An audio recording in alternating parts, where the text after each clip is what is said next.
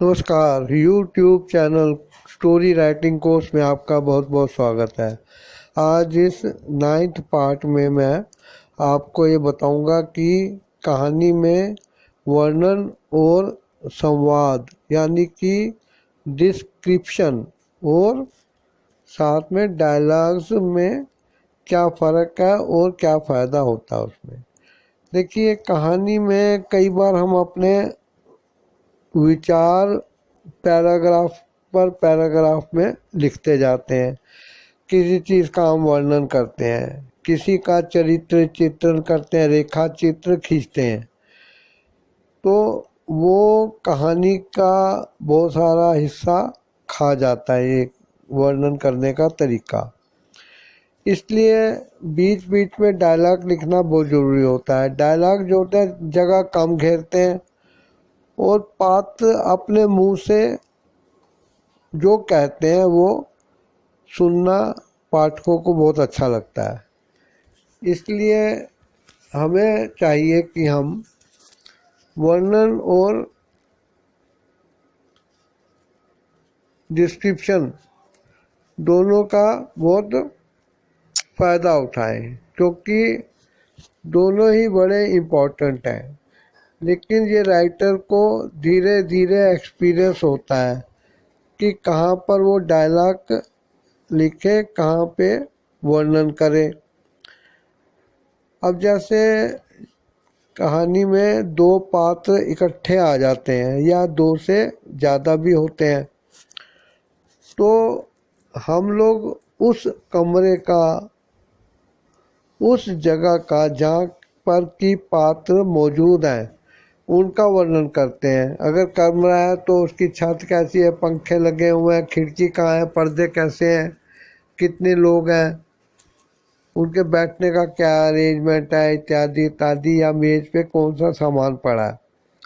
उन पात्रों के पहने हुए कपड़ों का हम वर्णन करते हैं, उनकी भाव भंगिमा का।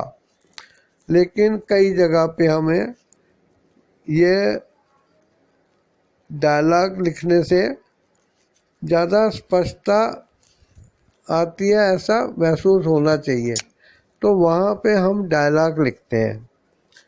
अब जैसे कुछ वर्णन किया, अभी हमने लिख दिया कि जैसे ही वह बोलने को खड़ा हुआ, रमेश ने बीच में टोक दिया।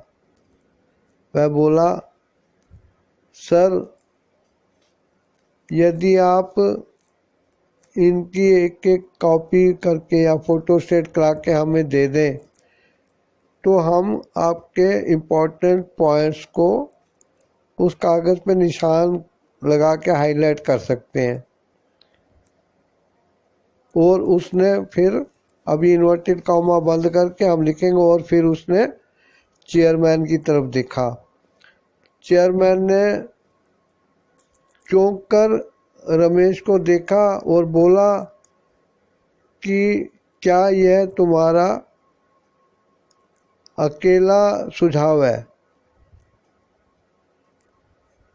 तब कुछ लोग और बोल पड़े, नहीं सर, हम भी यही चाहते हैं। तो इस तरीके से आपने देखा कि अब हम कहते हैं कि वो बोलने लगा तो रमेश खड़ा हुआ, उसने ये किया और उसने ये कहा, तो हम अपनी भाषा में एक्टिव पैसिव डायरेक्ट इनडायरेक्ट का यूज़ करते हुए इनडायरेक्ट डायलॉग्स को लिखते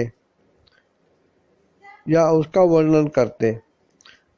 जो हम वर्णन करते हैं वो किसी चीज़ को ज़्यादा क्लियर करने के लिए होता है और एक माहौल बनाने के लिए। अब पूरी कहानी डायलॉग में नहीं बन सकती है, क्योंकि यदि ऐसा होगा तो नाटक हो जाएगा। Thanks for visiting the channel and subscribing the YouTube channel story writing course. आप वीडियो को लाइक कीजिए, शेयर कीजिए, कमेंट कीजिए, और आने वाले वीडियोस में मैं कहानी के और रूप दिखाऊंगा आपको।